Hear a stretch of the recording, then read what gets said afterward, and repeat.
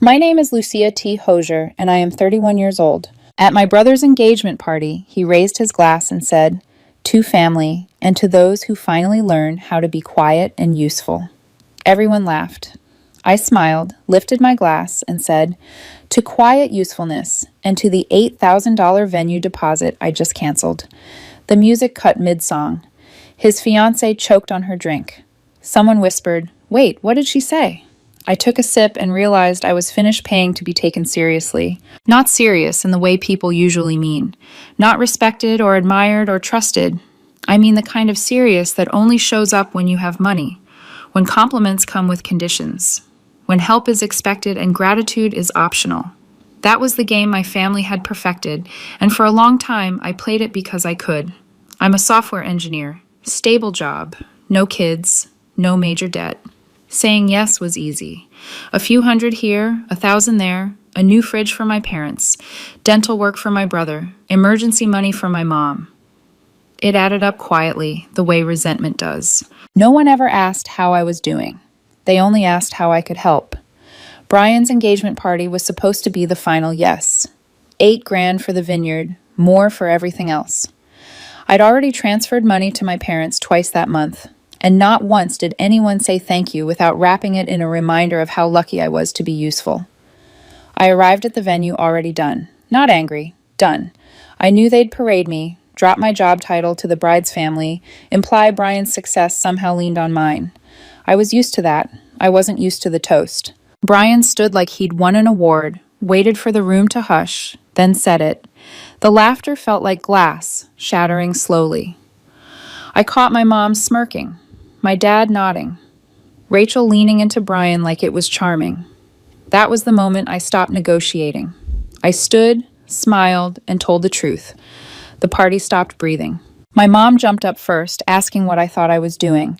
My dad accused me of sabotaging Brian's life. Rachel's parents looked like they'd walked into the wrong room. Then Uncle Rick's voice cut through everything. "He warned you. I told you Lucia isn't your piggy bank." Silence followed him like a verdict. Rick was the only one who never asked me for a thing. He walked over and asked if I was ready to leave. I was. The calls started early the next morning. Missed calls stacked like invoices. Messages that sounded like boardroom memos dressed as concern. None began with, "I'm sorry." My mom wrote paragraphs about responsibility and example. Brian texted, "Really, Lucia? You couldn't talk to me first." Rachel's father sent an email titled, "Your behavior at the engagement party, professional outrage wrapped in polite threats." He expected reimbursement for the photographer. He ended with consequences. He wasn't wrong. He just didn't know I'd decided to return them. The only person I answered was Rick. He called that night, calm as always, said he was proud of me, said he finally watched someone in this family do what the rest of us never had the nerve to do. Stop pretending these demands are normal. We talked briefly. No advice, no pressure to reconcile, just presence. It felt like breathing. The wedding planner called days later. No one told her the party was canceled. Brian and Rachel were pretending it was a misunderstanding. She asked if I wanted to continue. I said no, paid for her hours, and ended it. Clean. Then my dad showed up at my apartment unannounced. He didn't yell. He didn't sit. He said I owed my brother this. I asked why. He blinked, then said the truth. "Because you're the one who can." That's when it clicked. They never saw generosity. They saw assignment. I told him I was done and closed the door. That night I found the SUV paperwork, paid in full, still in my name. I never transferred the title because I thought it didn't matter. It mattered now. I wasn't reclaiming a car. I was reclaiming the lie that access was permanent. I gave them 4 days of silence. On the 5th, Brian texted, "Fine, you've made your point. Can we move on now?" No apology, just a request to reset the machine. I called my insurance company and reassigned the SUV. By morning, I was at my parents' house with a tow truck. My mom called me cruel. I signed the release and watched the truck pull away. I didn't feel proud or angry. I felt light. That night, the group texts exploded. Accusations, minimizations. Brian complained about losses. My dad stayed silent. Rachel sent one honest message. "We didn't realize how much you were doing until you stopped. It didn't fix anything. It told the truth." Rick said something had started that couldn't be undone. He sounded relieved. Entitlement, he said, hates daylight. By the end of the week, Rachel's dad emailed again with a spreadsheet. Rick replied for me. Tell him to sue. Then a check arrived. $8,000. A note. Be the bigger person. Fix this.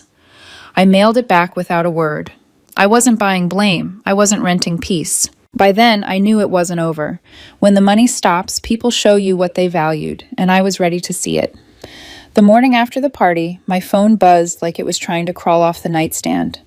11 missed calls from my mom, 4 from my dad, 2 from Brian, and a string of messages that read like a performance review written by people who thought they still managed me. Not one started with an apology. Not one asked how I was. They opened with urgency and ended with obligation, the same way they always did. My mom's first message was 3 paragraphs long. She said we needed to talk about what happened, that I couldn't just walk away from family when things didn't go my way, and that everyone counted on me. She said I had a responsibility to set an example. I read it twice, not because it was convincing, but because it finally named what I'd been to them all along. An example. A tool. A dependable lever to keep their machine running. Brian's text came later and shorter. Really, Lucia, you couldn't just talk to me first? No punctuation, no reflection, just confusion that I hadn't followed the script. He made a toast at my expense and then acted surprised when I didn't smile through it. I deleted the message without replying. Rachel's father sent an email with a subject line that sounded like a disciplinary hearing. I didn't open it right away.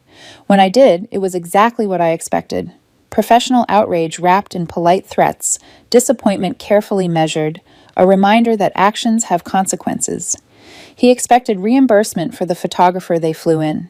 He wrote like a man who assumed invoices always got paid. He wasn't wrong about consequences. He was wrong about who owed them. I went to work, kept my head down, answered tickets, wrote code, did the things that made my life mine.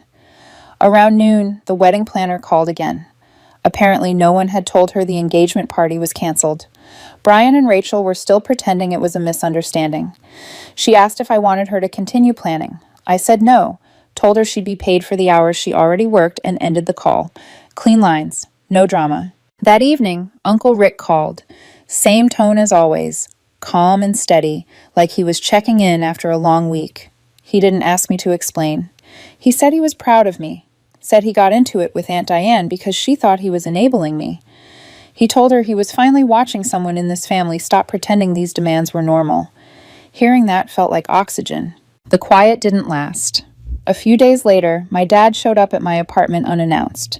I don't know how he got in, probably slipped through the building door behind someone else. I almost didn't open it, but I knew if I didn't, he'd keep coming. He didn't yell. He didn't sit. He stood in the entryway like I'd grown horns and said I owed my brother this. I asked why. He blinked, like the question wasn't on his list. Then he said it. Because you're the one who can. That was it. The truth in one sentence. They never thought I was generous. They thought it was my job to pay because I could and because they couldn't. I told him I was done paying to be invited, done covering for people who treated help like a guarantee instead of a gift. Before he could say anything else, I closed the door and locked it. That night, I pulled out the paperwork for the black SUV I'd bought for my parents 3 years earlier when my dad's old car died. Paid in full, registered in my name. I never transferred the title because I didn't think it mattered. It mattered now.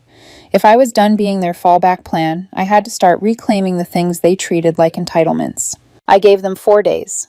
No responses, no explanations, no performances. On the 5th day, Brian texted again. Fine, you've made your point. Can we move on now? No apology, no responsibility, just a request to reset the machine. That afternoon, I called my insurance company and reassigned the SUV back under my policy.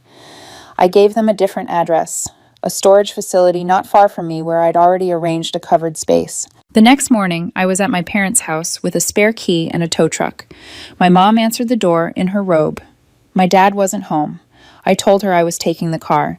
She said that was ridiculous, that I couldn't take something I'd gifted. I reminded her it was still in my name, that I paid the insurance, and that I was done giving things to people who thought they were entitled to them. She called me cruel. She said I was embarrassing the family. I signed the release and watched the tow truck pull out of their driveway with the SUV behind it. I didn't feel proud. I didn't feel angry. I felt clean, like something heavy had finally been peeled off my back. That night, the group texts exploded. Accusations, minimizations, insults, disguised as jokes. Brian complained about being out of venue and a photographer. My dad stayed silent, which I heard was fury. The only message that didn't make me roll my eyes came from Rachel. It was short. We didn't realize how much you were doing until you stopped. That's on us. It didn't fix anything, but it told the truth. And I knew then that when the money stops, the real story finally starts. The days after the car disappeared felt louder without any actual noise. My phone stayed mostly quiet, but the tension hung in the air like humidity before a storm. I went to work, cooked for myself, slept without checking messages, and let the silence do its job. It showed me something I hadn't wanted to admit before. I didn't miss them. I missed the version of myself who thought loyalty meant endurance. The first real escalation came disguised as politeness. Rachel's father emailed again, this time with numbers, a spreadsheet attached, neatly formatted, projecting losses from the canceled party. Photographer fees, venue penalties, emotional damage implied but not listed. He wrote that he was willing to resolve things amicably if I reimbursed a portion. The word amicably sat there like a threat wearing a smile. I forwarded the email to Rick. He replied with 4 words. Tell him to sue. I didn't respond. 2 days later, a thick envelope appeared in my mailbox. No return address. My name written in stiff block letters. Inside was a personal check for $8,000 and a scrap of notebook paper with 6 words. Be the bigger person. Fix this. I stared at it for a long time, trying to decide what kind of trap it was. If I cashed it, I'd be accepting blame. I'd be confirming their story that I caused the mess. So I mailed it back the next morning without a note. No explanation, no apology, just the truth in action. That weekend, Rick called to tell me the family met without me. He said it was the most passive-aggressive disaster he'd seen in years. My parents were furious. Brian talked about eloping just to move past the drama. Rachel cried most of the time, apparently unsure if she wanted to marry into a family where every conversation eventually turned into a financial negotiation. Hearing that, I felt something shift. For the first time, I saw Rachel not as an accessory to my brother's life, but as someone trapped in the same performance I'd just walked away from. The real twist came the following Monday. An unknown number flashed on my screen. I almost didn't answer. Something told me to. It was Rachel. Her voice was quiet, unsteady, not the kind of crying meant to persuade. She said she needed to talk to someone who wasn't trying to control the outcome. She said she'd found something and didn't know what to do with it. She told me Brian had opened a joint account using her name, one she never authorized. He'd been shuffling money through it for wedding expenses and a short-term loan he never told her about. The $8,000 I canceled had been part of a fragile budget built on borrowed time and borrowed names. If she hadn't caught it early, she would have been legally tied to everything. I listened. I didn't say I told you so. I told her she deserved someone who didn't treat love like a line item on a spreadsheet. She thanked me and hung up. That was the moment I understood it wasn't just me they'd been using. Brian had turned the engagement into another performance for the family, and Rachel was just another prop. The pattern was bigger than I thought, and I wanted no part of it. By then, I'd blocked most of my family everywhere. Calls, texts, social media, even email. I thought that would be the end of it. I was wrong. My work phone rang during lunch one afternoon. When I answered, it was my mother. She'd called my office and convinced someone to hand over the number. She launched straight into accusations. I was tearing the family apart. I didn't care what Brian did, she said. I should have handled it like an adult. I said one thing. You gave them my work number. That's harassment. She went quiet, then muttered something about desperate times. I hung up, blocked the number, and reported the incident to HR to protect myself. That night, Rick showed up at my place with a six-pack and a tired look. He said Aunt Diane accused him of choosing sides and packed a bag. He didn't argue. He just left. He told me my dad had contacted a lawyer about forcing me to repay damages. It went nowhere, but the attempt said enough. They'd rather try to punish me than admit I owed them nothing, and that told me exactly what I needed to do next. The next morning, I made it final in writing. Not dramatic, not emotional, just clear. I wrote a short letter to each of them, my parents and Brian included, stating that I would no longer provide financial support of any kind. Not for events, not for emergencies, not for future plans. I said I had already done more than I needed to, and that they should stop contacting me. I sent the letter certified, not because I wanted proof of receipt, but because I wanted there to be no ambiguity left to hide behind. Then I booked a flight, somewhere far, humid, quiet, no return date, no itinerary I needed to explain. I didn't even tell Rick where I was going. I handed him a spare key to my apartment, asked him to check my mail once in a while, and said I needed to disappear for a bit. He didn't try to talk me out of it. He just nodded and slipped a folded note into my hand, telling me to read it when I landed. I left the next day with one carry-on and no plan beyond distance. I turned my phone off before boarding. On the plane, I opened Rick's note. It was one sentence. There's freedom in letting people hate you if it means you finally like yourself.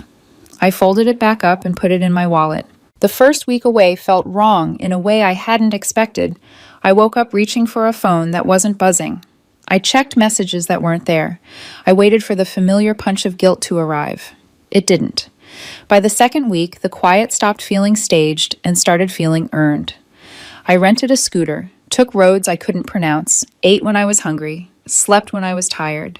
For the first time in years, I wasn't managing anyone else's expectations. By the end of the month, I realized I hadn't thought about my parents or Brian in days. Not out of effort, out of absence. I called Rick from a beachside cafe with spotty reception, told him vaguely where I was and that I wasn't coming back anytime soon. He told me I didn't owe anyone a return ticket. He also told me what had finally cracked back home. Rachel called off the engagement. After discovering the unauthorized account, she started digging. She found purchases Brian had hidden, debts he'd rolled forward, excuses he'd rehearsed. When she confronted him, he blamed her and then blamed me for bailing. She packed up the next day and left town. Rick said my parents tried to pull her family back into the fold, but they were done. Apparently, Rachel's father never cashed the check he'd sent me and was now threatening to forward it to Brian with a legal notice attached. Rick sounded tired, but relieved. He said they were finally running out of people to point fingers at. I asked if he was okay. He said Aunt Diane still wasn't speaking to him, accused him of encouraging my ego. He didn't sound bitter. He sounded calm, like someone who'd already chosen peace over approval. I stayed longer than I planned. Maybe I'll stay longer still. All I know is I didn't look back. I didn't check their profiles. I didn't wonder what story they were telling now. The only person I stayed in touch with was Rick, and that was enough. When I finally came back after a little over 2 months, it wasn't because anything had changed back home. It was because I woke up one morning, looked out at the water, and knew I was ready to go home for me. The city looked the same. My apartment was still mine. No one was waiting. No messages slid in to greet me. The silence felt like confirmation. Rick found out I was back because my phone auto-connected to the smart lock he helped me install. He showed up that night with takeout, sat down like nothing had happened, and told me Aunt Diane filed for separation. He said my parents were still furious.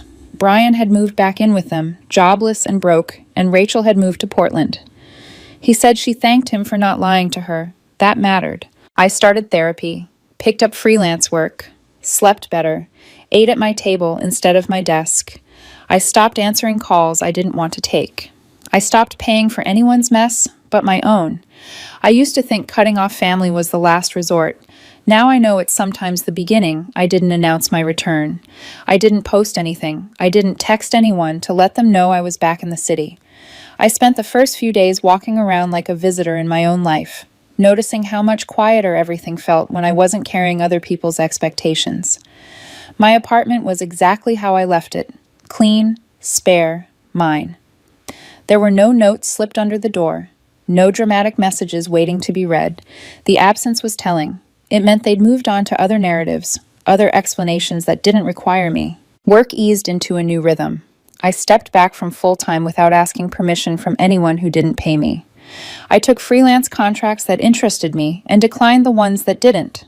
I started cooking again, simple meals, eating at the table instead of in front of a screen, realizing how much of my life I'd spent rushing so I could be available for emergencies that weren't mine. Therapy started as something practical, once a week, no grand goals. I told my therapist I didn't want to reconcile with my family. I just wanted to stop feeling guilty for choosing myself. She said guilt is often the scar tissue left behind when boundaries finally form. That stayed with me. Rick came by a few nights later with takeout and the same tired smile. He said my parents hadn't reached out. Not to apologize, not to threaten, just silence. Brian was still living with them, jobless, somehow still the victim in every version of the story they told themselves. Rick said my dad kept saying this would all blow over if I'd just come back to my senses, as if senses were something you lost when you stopped paying. Rachel was gone for good. She moved to Portland, started over, and didn't look back. She sent Rick a message thanking him for not lying to her when it would have been easier. I didn't need to hear more than that. It confirmed what I already knew. I wasn't the problem. I was just the first person who stopped absorbing it. Weeks passed. I didn't hear from Aunt Diane. I didn't hear from cousins who once had opinions about everything I did. I stopped checking. That was the real change. Not blocking, not avoiding, just not caring enough to look. I realized how much of my energy had gone into anticipating reactions, bracing for comments, managing fallout. Without that, my days stretched open in a way that felt almost unfamiliar. One afternoon, I found an old spreadsheet on my laptop. Years of transfers, notes, reminders. I didn't delete it right away. I scrolled through it once, slowly, and then closed it without saving. I wasn't erasing the past. I was closing the account. Rick told me Diane officially filed for separation. She said he'd changed and meant it like an accusation. He said maybe he had. He said he stopped apologizing for not wanting to be used. He sounded lighter than I'd ever heard him. It made me realize that my choice didn't just free me. It cracked something open for someone else, too. I didn't feel triumphant. I felt steady. I stopped waiting for closure that would never come in the form I once imagined. Some families don't apologize. They just lose access. And sometimes that's the most honest ending you get,